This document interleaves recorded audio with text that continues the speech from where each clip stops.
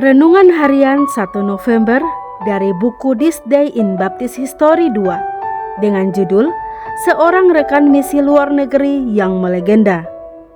Nats yang diambil Kisah Para Rasul pasal 15 ayat 22 sampai 23 dan 28 sampai 34. Tantangan misi harus menjadi sukacita bagi setiap gereja Perjanjian Baru. Berbagai macam sistem untuk memenuhi amanat agung telah dicoba selama bertahun-tahun, dan tidak ada organisasi misi yang dapat mengklaim wahyu ilahi dalam cetak birunya. Berbagai upaya organisasi telah terbukti menjadi sumber pencobaan selama bertahun-tahun. Gereja-gereja baptis di selatan mengorganisasi dewan misi luar negeri mereka, dan sejak tahun 1846, otoritas besar ditempatkan di tangan sekretaris Dewan Koresponden. Perhatian kita hari ini adalah pada kepemimpinan Henry Ellen Tupper atas lembaga misi tersebut dari tahun 1872 hingga 1893. Henry Ellen Tupper lahir pada tanggal 29 Februari 1828 di Charlestown, Carolina Selatan. Keluarga Tupper kaya. Tuan Tupper adalah presiden sebuah perusahaan kereta api. Keluarganya dikaitkan dengan gereja baptis pertama di Charlestown. Dan Henry Ellen mengalami keinsafan akan dosa ketika masih anak-anak. Namun, dia menolak Roh Kudus dan pada masa kuliahnya di Charlestown College, dia dianggap skeptis. Selama kampanye kebangunan rohani selama 6 minggu di bawah pelayanan Richard Fuller, Henry Ellen diselamatkan. Pada saat pembaptisannya pada tanggal 17 April 1846, Fuller mengumumkan pemuda ini ingin pergi ke Afrika, tetapi kita membutuhkannya di dalam negeri. Pemuda itu diberi izin untuk berkhotbah pada tanggal 14 November 1847 dan tidak lama setelah itu sang petobat baru dipindahkan ke Universitas Madison atau yang kemudian menjadi Colgate di Hamilton, New York. Perlu diingat bahwa Hamilton adalah tempat yang sangat bersemangat untuk misi. Dan di sana Henry Ellen diindoktrinasi lebih lanjut mengenai perjuangan misi ke seluruh dunia. Pada tanggal 1 November 1849, Henry Ellen menikah dengan Nona Nancy Johnston Boyce dan dia menerima panggilan untuk menjadi gembala di sebuah gereja baptis kecil di Greenville, Carolina Selatan. Pada tahun 1853, Tupper dipanggil ke gereja baptis pertama di Washington, Georgia, tempat selama tahun-tahun berikutnya dia bekerja sampai menerima tawaran untuk melayani dewan misi luar negeri. Henry Ellen Tupper memimpin jemaat di Washington untuk menyumbang dengan lebih murah hati kepada misi dibandingkan gereja lain manapun di Georgia pada saat itu. Dia secara pribadi membuka jalan ketika dia dan istrinya bertanggung jawab atas dukungan terhadap 2 misionaris. Seorang misionaris untuk orang India di Amerika dan sepasang suami istri yang melayani di Afrika. Kesaksiannya adalah sebagai berikut. Konser doa bulanan untuk keselamatan dunia diadakan secara berkala. Gereja diindoktrinasi secara menyeluruh mengenai masalah misi, seperti yang ditujukan oleh besarnya kontribusi mereka. Prestasi Dewan Misi Luar Negeri banyak dicapai selama kepemimpinan penuh tantangan yang dijalani oleh Henry Ellen Tupper. Dr. Tupper menyadari peran luar biasa yang dapat dimainkan oleh para wanita di Amerika dalam penyebaran Injil. Dan selama masa kepemimpinannya, peran wanita diperluas. Selama pengabdiannya selama 21 tahun, Dr. Tupper juga memimpin misi perluasan ke ladang-ladang usaha baru, seiring dengan perluasan ladang Afrika dan Meksiko, Jepang, dan Brasil. Selama masa pengabdiannya, Henry Ellen Tupper juga menghadapi beberapa keputusan penting mengenai berbagai masalah, yang ketika ditangani akhirnya menjadi presiden selanjutnya. Dengan sikap adil, ia menangani masalah misionaris yang sudah lama ada, yaitu konflik kepribadian di berbagai ladang. Betapa tragisnya bahwa kesombongan tidak hanya mempengaruhi anggota jemaat dan para gembala di Amerika, namun juga para misionaris di ladang misi terpencil di dunia.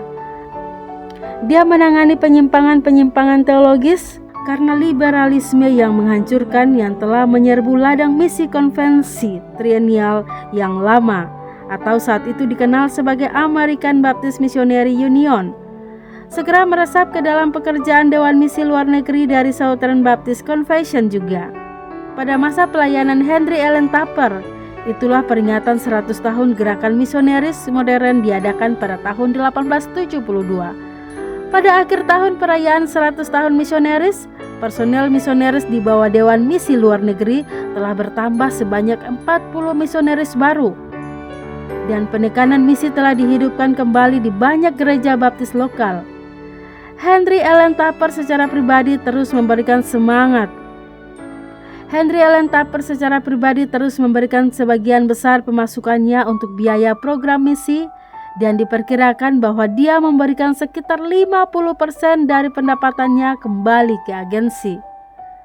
Setelah menginvestasikan tahun-tahun terbaiknya untuk promosi misi, Dr. Henry Ellen Tupper mengundurkan diri pada usianya yang ke-65 pada pertemuan Dewan tahun 1893. Berbagai lembaga pengiriman misionaris telah dibentuk untuk melaksanakan amanat agung.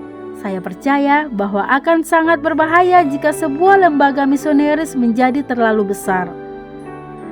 Anuitas dan wasiat diterima oleh lembaga misi yang besar, dan kepemimpinannya segera dipisahkan dari pengaruh gereja lokal yang mereka layani. Sebagai kaum baptis fundamentalis, kita percaya amanat agung adalah tanggung jawab gereja-gereja lokal, dan lembaga-lembaga tersebut harus mewakili dan bertanggung jawab kepada gereja-gereja baptis lokal yang otonom. Semoga Tuhan menjaga lembaga misi fundamentalis baptis kita tetap murni dan bebas dari politik agama dan kemurtadan. Renungan tambahan Dr. Swento Liau. Poin pertama, semangat menginjil dan pengiriman penginjil jarak jauh tidak boleh turun, apalagi mati. Jika kita tidak mau melihat kekristenan seperti daun yang melayu, kering, dan jatuh, dan kita tahu bahwa semangat itu ada hanya pada orang Kristen yang sungguh-sungguh lahir baru. Kristen yang hanya nama saja atau KTP tidak akan memiliki semangat memberitakan Injil karena dirinya masih di dalam kegelapan. Maka itu, kita bisa mengamati dengan sangat jelas usaha iblis membelokkan doktrin keselamatan atau soteriologi agar gereja diisi oleh Kristen kartu penduduk. Pertama, iblis mengajarkan bahwa bayi perlu segera dibaptis supaya mereka bisa masuk surga. Ini sesat. Kedua, iblis mengajarkan bahwa keselamatan bukan dari bertobat dan percaya, melainkan dipilih tanpa syarat. Poin kedua, gereja yang doktrin keselamatannya salah yang tidak bisa menghasilkan anggota jemaat yang lahir baru tidak bisa bersemangat mengirim misionaris. Mereka tidak memiliki Injil keselamatan untuk diberitakan. Ribuan tahun gereja dilumpuhkan iblis yang menggiring mereka mengajarkan jalan keselamatan melalui upacara baptisan. Dengan jabatan imam yang berkuasa mengampuni dosa orang dan diperintahkan untuk mendoakan orang yang menyumbang sejumlah uang agar dosa mereka diampuni, kemudian diberi sertifikat. Martin Luther melihat ini adalah sama dengan menjual surat pengampunan dosa dan dia protes. Sangat salah bahwa orang bisa menyumbang sejumlah uang kemudian imam mendoakan agar dosanya diampuni dan dapat sertifikat. Coba direnungkan. Poin ketiga, Protestan akhirnya keluar dan mereka senang memprotes, namun tidak rela diprotes. Kaum Anabaptis melihat mereka masih terjebak pada kesalahan yang fatal, yaitu masih membaptis bayi dan masih melakukan praktek imam dengan dia pemberkatan di akhir kebaktian. Dan kemudian karena tidak senang diprotes, mereka mencontoh ibu mereka menganiaya kaum Anabaptis. Terlebih salah lagi mereka berseru untuk reformasi, namun mengajarkan bahwa orang masuk surga bukan karena bertobat dan percaya setelah mendengar Injil, melainkan dipilih tanpa syarat sejak kekekalan. Gereja demikian tidak memiliki dorongan semangat menginjil, apalagi mengirim misionaris.